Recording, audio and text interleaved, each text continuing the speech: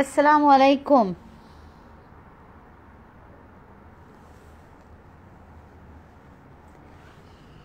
मेरा लाइव आने का मकसद तो मैंने लिख दिया है। जानना ये चाहती हूँ कि कौन कौन मुझसे नाराज़ है, कौन कौन है जो सच्ची बातों पे बिल्कुल भी अमल करने के बजाय अपनी दिल की जलन हसद मेरे साथ निकालना चाहता है। कौन कौन है, बस वही जानना चाहती हूँ, क्योंकि हमेशा से यही होते आया है और हमेशा से यही होगा। जो आपकी खुद की कौम यानी मेरी कौम मुसलमान की कौम का जो भी इंसान आपके पास आएगा, आप धुतकारोगे। मैं आपको नहीं, मैं अपने आप को भी इन्वॉल्व करना चाहूँगी। मैं आप सबको नहीं कहूँगी। मैं आज MIM से मुखातिब हूँ। MIM से इसके लिए मुखातिब हूँ कि मैं चाहती हूँ कि अगर तुम साथ नहीं दे सकते तो कम से कम किसी के ऊपर इल्ज़ाम भी मत लगाओ। हम हमेशा से अपने आप को, अपने वोटों को बेचते आए हैं, कभी कांग्रेस के पास, कभी बीजेपी के पास, कभी फलां के पास, कभी अमका के पास, कभी डमका के पास। लेकिन कभी सोचा है आपने, कभी सोचा है कि एक बार तो अपनी ताकत दिखा जा सकती है, एक बार तो हमारे सुर एक साथ हो सकते हैं। हम भले ही फ़िरक़ों में क्यों ना बटे हों, लेकिन है तो मज़हब इस्लाम के ही ना, कहलाएंगे तो इस्लामी ही ना, कहलाएंगे तो मुसलमान ही ना। भले किसी भी शहर के हैं, किसी भी स्टेट के हैं, हम किसी भी गली के हैं और कूचे के हैं, लेकिन कहलाएंगे तो मुसलमान ही ना। मुझे ये जानना है, मैं जानना चाहती हूँ कि क्या वजह है, किस चीज़ की तकलीफ़ है MIM से, किस चीज़ की तकलीफ़ है। 70 साल दिए ना कांग्रेस को, 15 साल 20 साल बीजेपी को भी दे चुके हैं, 50 साल तो मायावती जी भी ले चुकी होंगी। हर कोई लेना, हर किसी के साथ है। हम मुसलमान हर किसी के साथ हैं, लेकिन एजेंट तो हम MIM के सदर साहब को ही बनाएंगे। शर्म आती है मुझे कि जो अंगूठा छाप जिसको तो टायर पंक्चर भी बनाना नहीं आता होगा वो बैरिस्टर को एजेंट कहता है। शर्म आती है मुझे। और कितना गिरेंगे हम,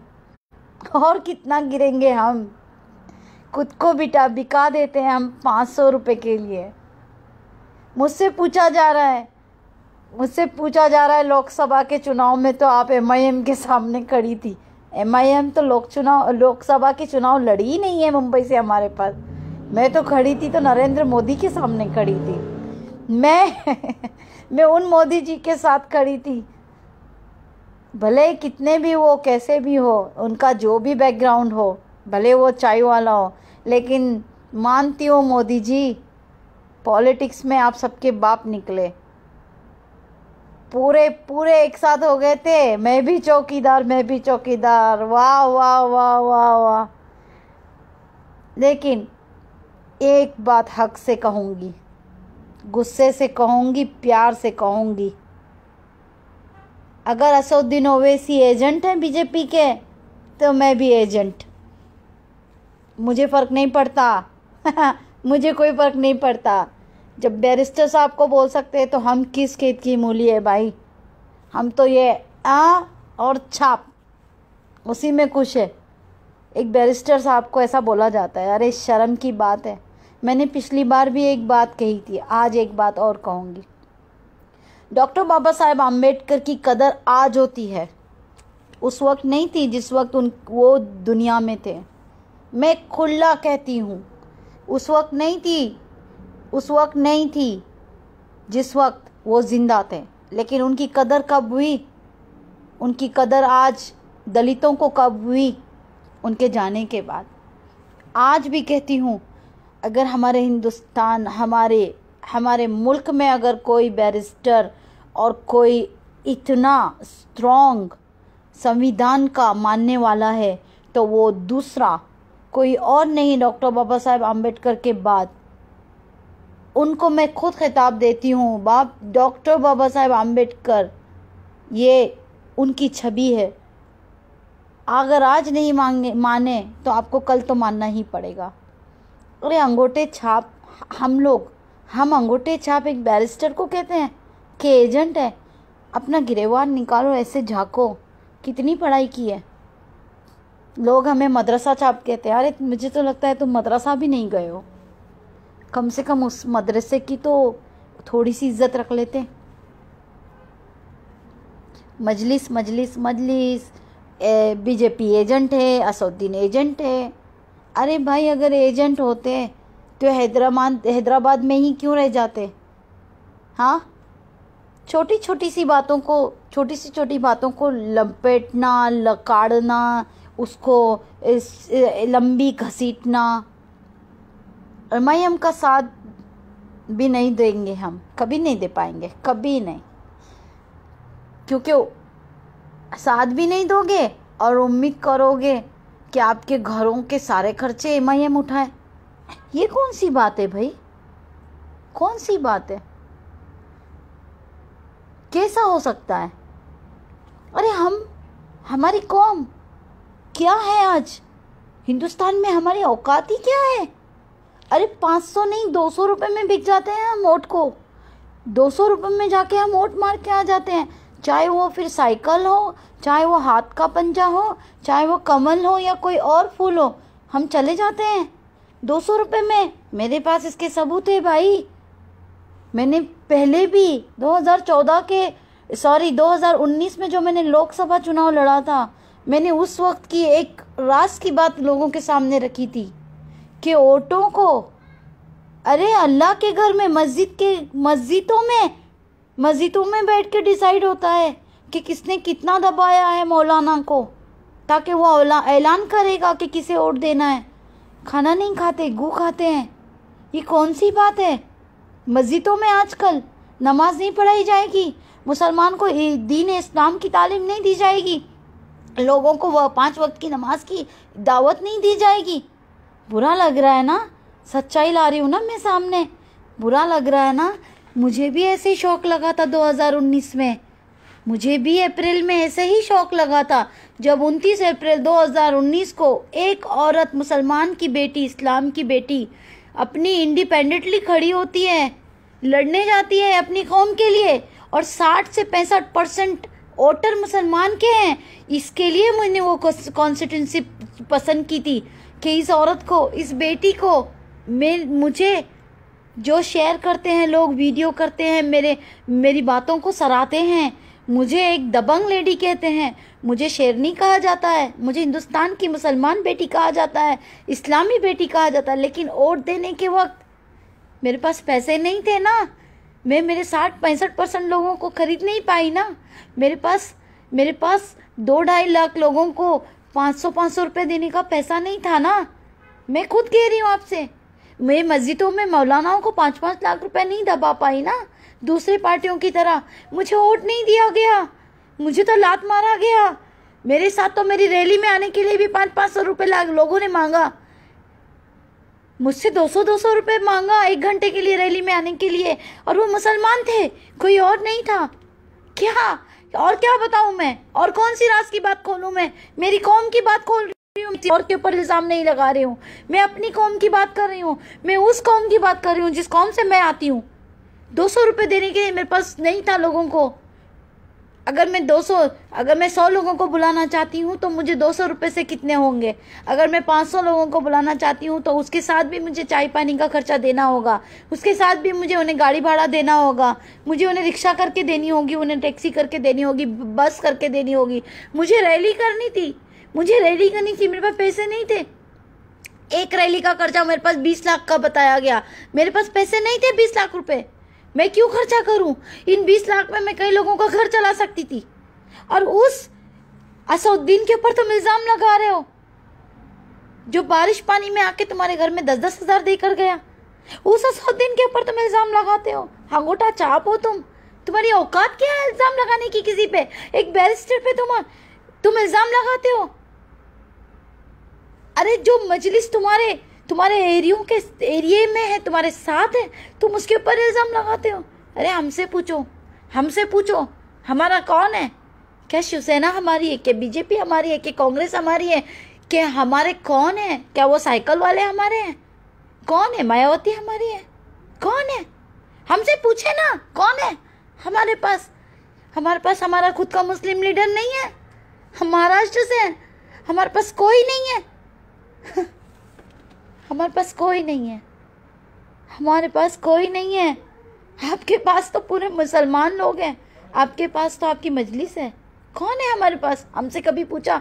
हमारे दर्द को जानना चाहा? हमने नहीं कहा कोई बुरा है, हमने नहीं कहा शिवसेना बुरी है, क्या बीजेपी गलत है, क्या कांग्रेस गलत है, हमने नहीं कहा। हमने आपसे कहा MIM तो नहीं थी ना महाराष्ट्र में।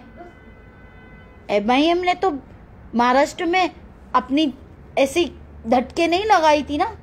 फिर कैसे जीती बीजेपी 2019 में? कैसे बीजेपी को इतने सीट मिल गए लोकसभा के? कौन है एजेंट? फिर हम मुसलमान है ना, नारे क्यों नहीं लगाते? लगाओ अल्लाह अकबर के नारे, बोलो हम मुसलमान एजेंट है, बोलो। अरे बीजेपी के नहीं है ना, साइकिल वालों के एजेंट है हम। अरे हाथ के पंजे के एजेंट है हम कांग्रेस के। अरे हम कमल के एजेंट नहीं है, वो तो असद साहब है, लेकिन हम एजेंट है ना। इस बात से तो मुकर्रर नहीं किया जा सकता, इस बात को तो आप टुकरा तो नहीं सकते। मैं बीजेपी की एजेंट हूँ क्योंकि असद साहब एजेंट है। जब मेरी कौम का इतना बड़ा शख्स बैरिस्टर होता है, मैं तो उनके सामने नाचीज खाक हूँ। मैं तो अंगूठा छाप मानती हूँ अपने आप को, क्योंकि वो बैरिस्टर है। मुझे कानून नहीं मालूम हिंदुस्तान के, हमारे मुल्क के, लेकिन उनको पूरे मालूम है। यानी मैं अपने गिरेवान को देखती हूँ कि मैं किस शख्स के बारे में बात करूँ। और कुछ लोगों के सवाल है मुझसे कि मैं कुछ दिन पहले असद साहब को गालियाँ दे रही थी। मेरे सामने वीडियो लाया जाए। मैंने असद साहब को कभी गाली नहीं दी।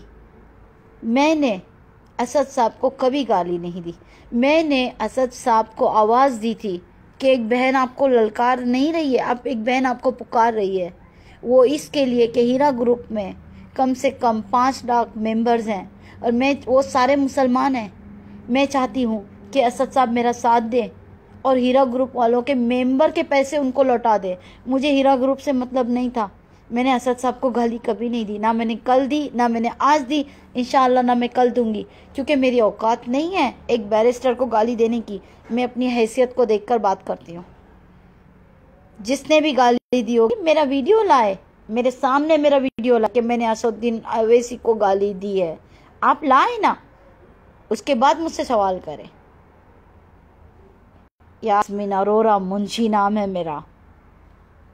मैं वही करती हूँ जो सच होता है, क्योंकि मैं दुनिया में किसी से नहीं डरती। मैं सिर्फ मेरे अल्लाह से डरती हूँ और मेरे रसूल अल्लाह से डरती हूँ। मैं उनसे पनाह मांगती हूँ, मेरे अल्लाह से, क्योंकि मुझे डरना है, मुझे मरना है और मुझे मरने के बाद हिसाब अपना करना है मेरे अल्लाह के साथ। मैं अगर गलत हूँ या मैं सही हूँ, अल्लाह मेरा हिसाब लेगा। दुनिया में मैं किसी से नहीं डरती, किसी के बाप से नहीं डरती मैं। क्यों? क्योंकि मैं सच्ची हूँ, मैं सच्चाई पे हूँ। एक और बात, असदुद्दीन ओवैसी साहब को अब एजेंट बोलने से पहले एक और बात कहती हूँ। मैं आप लोगों को मेरे फ़ोटो वायरल करूँगी। मुझे 2019 में लोकसभा के चुनाव में जब असदुद्दीन ओवैसी साहब खड़े थे, उनके चुनाव थे अप्रैल के 11 तारीख को, मार्च में 23 मार्च को मैं नामपल्ली में आई थी। 23 मार्च को मुझे बीजेपी की ऑफिस में बुलाया गया। मेरे पास सारे सबूत हैं, मेरे पास फ़ोटोज़ हैं, मेरे पास सारे सबूत हैं। मुझे कहा गया कि मैडम आप अपना नामकरण करें, आप लिखें। अगर आपके पास टाइम नहीं है, आप अपना पेपर डालने के लिए कि आप कैंडिडेट हम आपको खड़ा करते, तो हमारे लिए स्टार प्रचारक बन जाए। अगर मैं बीजेपी की एजेंट बनना चाहती और मुझे असद साहब से अगर वाकई में तकलीफ़ रहती या मुझे MIM से तकलीफ़ होती, तो मैं आज सच में स्टार प्रचारक होती। बीजेपी की। मुझे ये कहा गया था कि 28 मार्च को मोदी जी, नरेंद्र मोदी जी प्राइम मिनिस्टर आपको अपने हाथ से शॉल पहनाएंगे और आपको वेलकम करेंगे। ये बात झूठ नहीं है। इस खातिर, इस बात की खातिर मैं यास्मीन अरोरा मुंशी कुरान उठाने के लिए तैयार हूँ। मेरे पास हर एक फ़ोटो है, मेरे पास मेरी टिकट्स है, बुक, और मैं कहाँ थी वहाँ के भी मेरे पास पूरे प्रूफ है। नामपल्ली की मैं ऑफिस में, बीजेपी की हेड ऑफिस में थी। मैं किसके साथ थी, मेरी मीटिंग किसके साथ हुई, मेरी मीटिंग किसके साथ नहीं हुई, मैं सबसे मिली। मैं किसी छोटी शख्सियत से नहीं मिली। ये मेरा वीडियो मेरे दम पे मैं बता रही हूँ। अगर असदुद्दीन ओवैसी बीजेपी के एजेंट होते तो इन लोगों ने क्यों कहा कि हमने अकबरुद्दीन ओवैसी के सामने शहजादी को खड़ा किया था, 17,500 वोट दिलाए थे और अकबरुद्दीन ओवैसी के वोट काटे थे। ये एक मैं आपको प्रूफ दे रही हूँ। मुझे लोकसभा की टिकट ऑफर होती है, टाइम कम होने के बाद मेरे पास पूरे डॉक्यूमेंट्स नहीं थे, मैं पूरे डॉक्यूमेंट्स लेके नहीं गई थी। इसके लिए मुझे दूसरा ऑफ़र दिया गया कि लोकसभा के चुनाव के लिए पूरे हिंदुस्तान में मुझे माइनॉरिटीज़, फीमेल के लिए माइनॉरिटीज़ का अध्यक्ष बनाया जाएगा, national president of minorities females. मैं आप लोगों से खुदा की कसम नहीं, मैं सिर्फ अल्लाह की कसम नहीं, मैं रसूल की कसम, मैं कुरान की कसम खाने के लिए तैयार हूँ इस बात के लिए कि ये मुझे ऑफ़र दिया गया था, लेकिन मैंने नहीं माना। मैं बीजेपी के साथ दूं या ना दूं, लेकिन मैं मेरी कौम के अगेंस्ट नहीं जा सकती। अगर वो कहते मुझे कि आपको, आपकी मुस्लिम कौम को उस सामाजिक कार्य में लेने के लिए, उनको आगे बढ़ाने के लिए आपको प्रेसिडेंटशिप देते हैं माइनॉरिटी का ऑल ओवर इंडिया का, तो मैं शायद एक्सेप्ट करती। लेकिन बात यह की गई थी कि आपको असदुद्दीन ओवैसी के सामने हम खड़ा करेंगे, और अगर आपके पास टाइम नहीं है, हमने कैंडिडेट चुन चुके हैं, तो आप सिर्फ हिंदुस्तान की हमारी स्टार प्रचारक बने। इसके सबूत है मेरे पास कॉल रिकॉर्ड्स है, मेरी किससे बात हुई, किससे नहीं हुई, हर चीज़ है मेरे पास। मैं बिना सबूत के बात नहीं करती, मेरे पास सारे फोटोज़ हैं। अगर ये दो बातों में से एक बात ऐसी होती कि आपको, आपके लोगों की, कम्युनिटी की, कौम की इतनी पड़ी है, तो हम उनका भविष्य बनाना चाहते हैं। बस आपको हमारा साथ देना होगा और आपकी कौम की महिलाओं को हम आगे बढ़ाएंगे।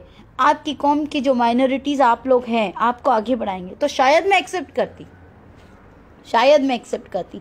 लेकिन मुझसे कहा गया था कि असदुद्दीन ओवैसी साहब के सामने मैं खड़ी हो जाऊं, या टाइम ना होने की खातिर उन्होंने मुझे स्टार प्रचारक उनके कैंडिडेट्स के लिए खड़ा कर रहे थे ताकि मैं कुछ वोट असदुद्दीन ओवैसी साहब के काट सकूं। लेकिन यास्मीन अरोरा मुंशी बिकाऊ नहीं है। आधी रोटी कम खाती हूँ, लेकिन हलाल खाती हूँ। 200 रुपये में वोट नहीं बेचती, 500 रुपये में वोट नहीं बेचती, क्योंकि मैं अपने वोट से अपने मुसलमान कैंडिडेट को बेच रही हूँ। ये मैं सोचती हूँ, आप नहीं सोचते। मैं सोचती हूँ कि मैं अपनी कौम के कैंडिडेट्स को भले ही जिता नहीं सकती, लेकिन उनको हराने का सबब मैं बनना नहीं चाहती, क्योंकि मेरे दिल में है प्यार मेरे कौम के लिए। एक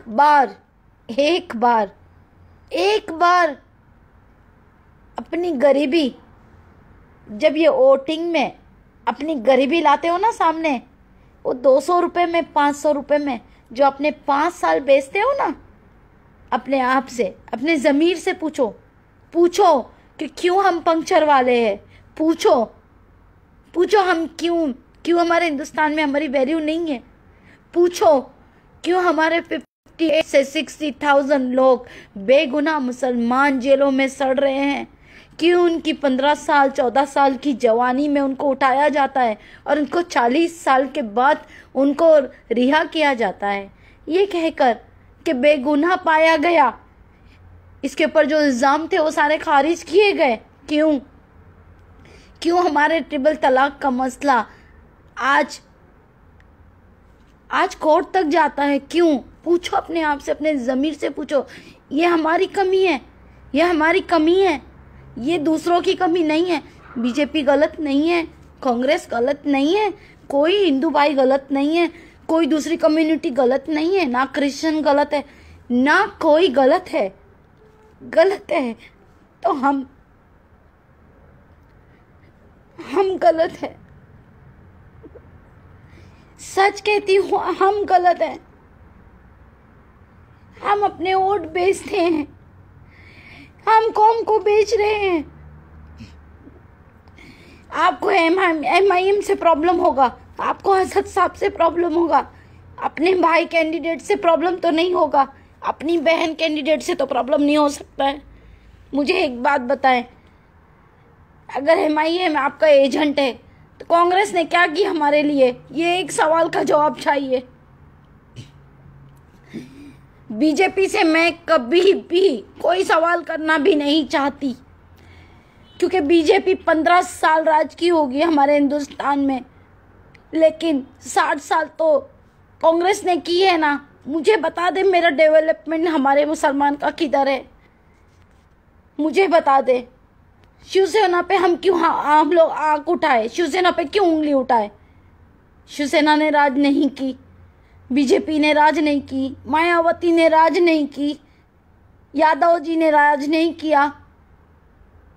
किसने राज किया? कांग्रेस ने। मैं कांग्रेस के खिलाफ नहीं हूँ, मैं बीजेपी के खिलाफ नहीं हूँ, मैं सवाल कर रही हूँ। इसका मतलब ये नहीं है कि खिलाफत होती है। मैं सवाल कर रही हूँ कि मेरी कौम के लिए कि कौन लड़ने आता है कश्मीर के मुद्दे पर, ट्रिपल तलाक के मुद्दे पर। हमें 2 वक्त के खाने के लिए तुमने आज तक एक जॉब नहीं दिलाया हमारे लोगों को। गवर्नमेंट में कितने लोगों को नौकरी मिलती है मुसलमानों की? ये मेरा सवाल है कांग्रेस से। बीजेपी तो है बुरी ना, कांग्रेस ने हमें ये बताया है, कांग्रेस ने ही ये बात निकाली है कि बीजेपी का एजेंट असदुद्दीन ओवैसी है। उसके सुर में सुर मिलाने लग गए हम। चले मान लेते हैं बीजेपी के एजेंट है। अगर असदुद्दीन ओवैसी बीजेपी के एजेंट होते तो मैं कहती हूँ आज वो प्रेसिडेंट ऑफ इंडिया होते, इंडिया के प्रेसिडेंट होते। इतना तो हक बनता है ना बैरिस्टर का, एजेंटगिरी करने के लिए इतना तो बड़ा तोहफा तो दिया ही जाएगा ना। और मोदी और बीजेपी ये तो ज़रूर देंगे, क्योंकि उनमें भले वो कुछ भी हो, लेकिन वो लोग टिट फॉर टैट नहीं करेंगे। पूरे हैदराबाद में पूरी सीट क्यों नहीं उतारते? पूरे हिंदुस्तान में क्यों उतारते? भाई पूरे हिंदुस्तान में कैंडिडेट्स जाके सामने से कहता है असद साहब को कि मैं लड़ना चाहता हूँ MIM से और मैं अपने बल पे लड़ना चाहता हूँ, लेकिन अगर आप मुझे नहीं देंगे तो मैं इंडिपेंडेंट लड़ूंगा। असद साहब जाकर नहीं कहते कि मैं तेरे लिए लड़ने आया हूँ, कैंडिडेट जाता है असद साहब के पास। तुम लोगों को ये सारी चीज़ें समझ में नहीं आती, क्योंकि हम है ही पंक्चर वाले ना।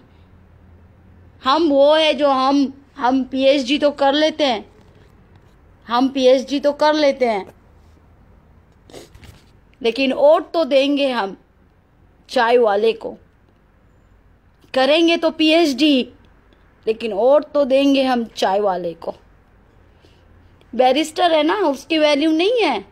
अगर वो चाय वाला होता तो आज समा कुछ और होता, क्योंकि हम है ना पंक्चर वाले। अगर वो असद साहब अगर पंक्चर वाले होते तो आज समा कुछ और होता। बैरिस्टर की वैल्यू नहीं है, क्योंकि हम पंक्चर वाले हैं ना, हम पंक्चर वाले।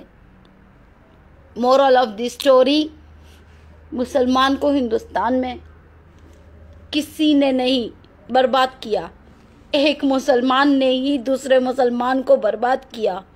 अपने वोट को 200 रुपये में बेचा, 500 रुपये में बेचा, और जाके कहता है असद साहब मेरा घर चलाए, यास्मीन अरोरा मेरा घर चलाए, मैं ये परेशान हूँ, मैं वो परेशान हूँ। हमेशा परेशान रहोगे।